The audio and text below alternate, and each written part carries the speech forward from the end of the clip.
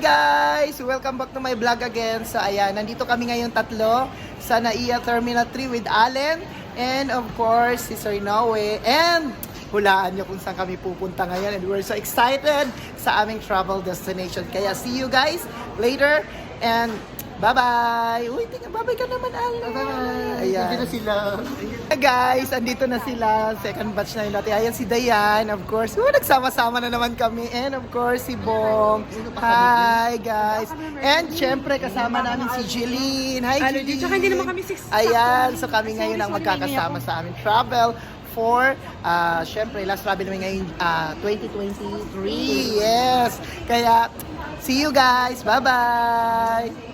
Hey guys! Ayan, so kasama ko na si Mommy Alps. And we're now going to somewhere. Yes.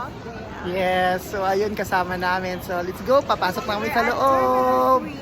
Yes, Terminal 3. Bye-bye guys. Ayan ang mga kasama ko. See you! Woo! See you Bangkok! Thailand!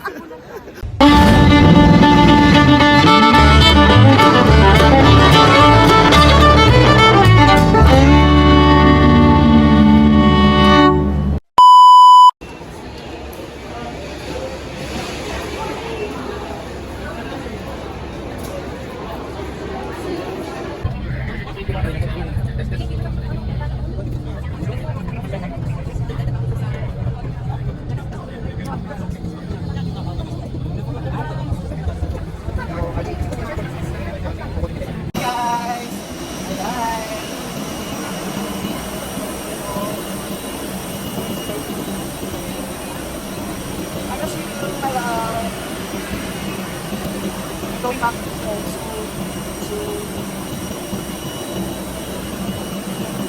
home video, hi! Ayan na! Ayan na! Diba, we're so excited na. Ayan o.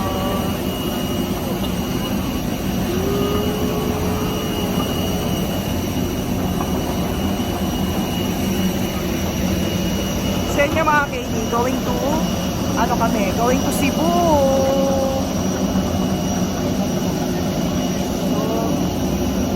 Morning, this is for travel vlog.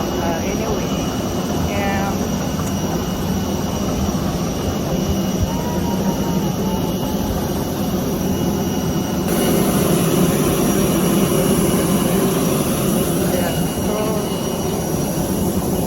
there you go.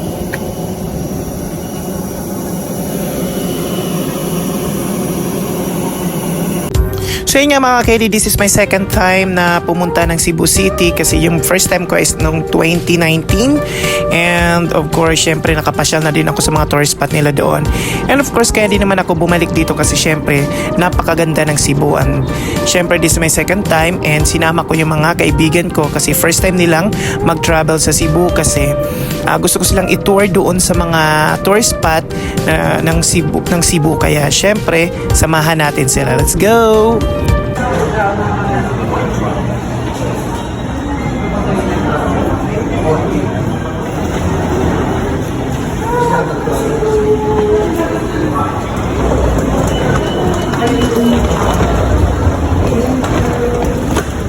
Hi guys! Welcome to Cebu!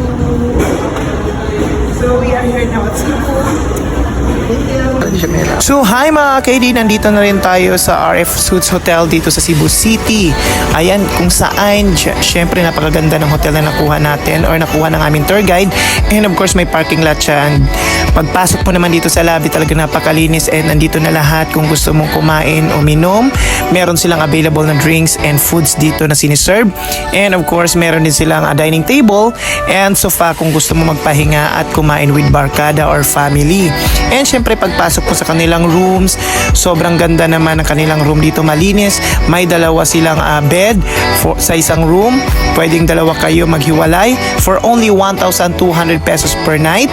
So yun nga guys, dito sa kanilang bathroom, meron silang shower. Napakalinis, napakalawak naman dito sa kanilang